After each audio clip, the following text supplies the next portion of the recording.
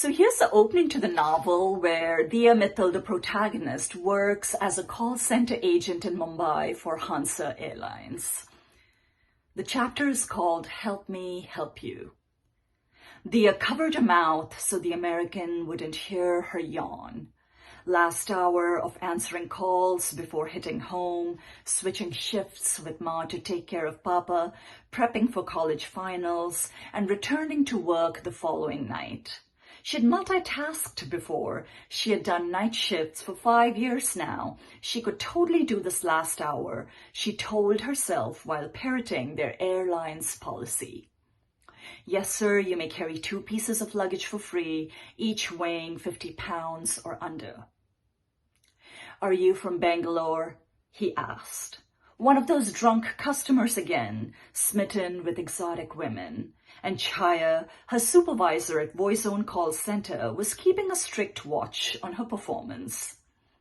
1 week left in May, and Diya had already exhausted her monthly limit of fatal errors over calls. With a toddler and an infant at home, Chaya could relate to her sleep deprivation. That wouldn't stop her from barging into Diya's phone conversations any time.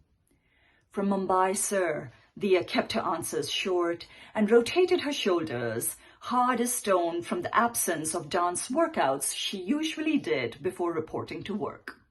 She looked at the clock on the computer screen ahead. Your voice is so sweet. Thank you, sir. Have I answered all your travel questions? It had been 13 minutes with the drunkard, 3 minutes past the ideal query resolution time. If the screen timer reached 15 minutes, she'd get another fatal error on her monthly performance and would have to say goodbye to the promotion offer in Manila, her game plan out of Mumbai's survival rut and into the American dream with Aziz. She stretched an arm sideward, rotated her wrist, and curled her middle finger into a Kathak mudra while others pointed to Aziz sitting in the cubicle across from her. The hand gestures from her training in dance worked as a code between them when they answered calls. Between the chairs, steel grey carpeting divided rows of grey cubicles on each side of the room, reminders of American professionalism and productivity.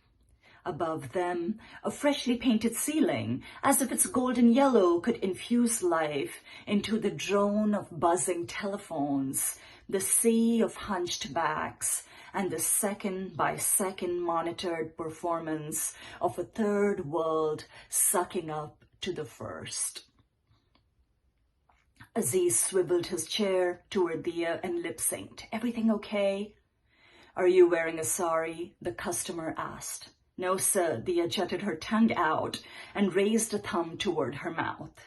Aziz peeked through Chaya's door, close to his side of the room. He'd figured how to tell if Chaya was in. Between the door and the wall, there was a crack through which he could spot the metal knob when the door was locked. What are you wearing then? Aziz nodded toward their office's back exit. Chaya was out for a shanti break, snacking on marijuana cookies sold illegally at the Panwala's stall across from their office building. Voice Zone's open secret to surviving the night shifts, the sleep deprivation, the social isolation, the cameras, the clocks, the Americans.